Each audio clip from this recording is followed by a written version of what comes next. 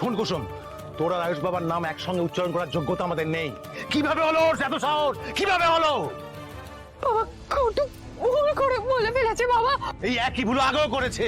তোকে আমি পই পই করে বারণ করেছে, তুই শুনিসনি। কানে ঢোকে না কথা।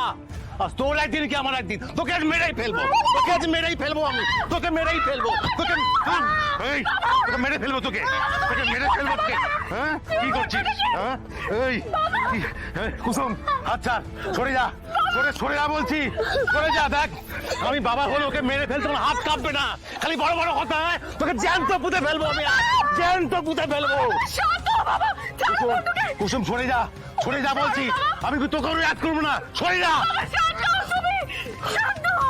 বাবা আমি তোর সাথে খেলছিলাম বাবা। বিয়েটা ছেলে খেলা নয়।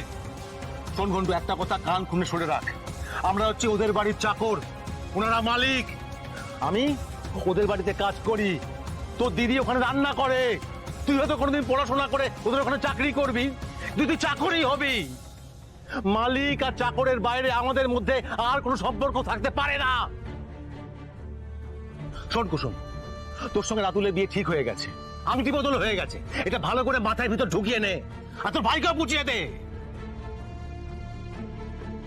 কুসুম, কুসুম তুই বল যে ঘন্টু যেটা বলেছে সেটা ভুল। কিরে বল, তোর আর আয়ুষ বাবার নাম একসঙ্গে উচ্চারণ করাটা ভুল, পাপ। বল বল বল বল।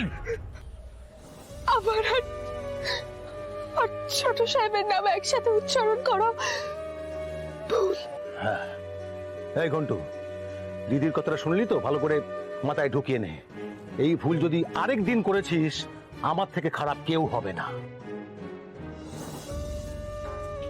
কর্তামা অনেক দূর অব্দি ভাবতে পারেন, সেই কারণে শুটিং এ বরের আসনে রাতুলকে বসিয়েছিলেন। শোন কুসুম, এই শুটিং এর বিয়েটা দুনিয়ার কাছে নকল হলেও তোর কাছে কিন্তু এটাই সত্যি।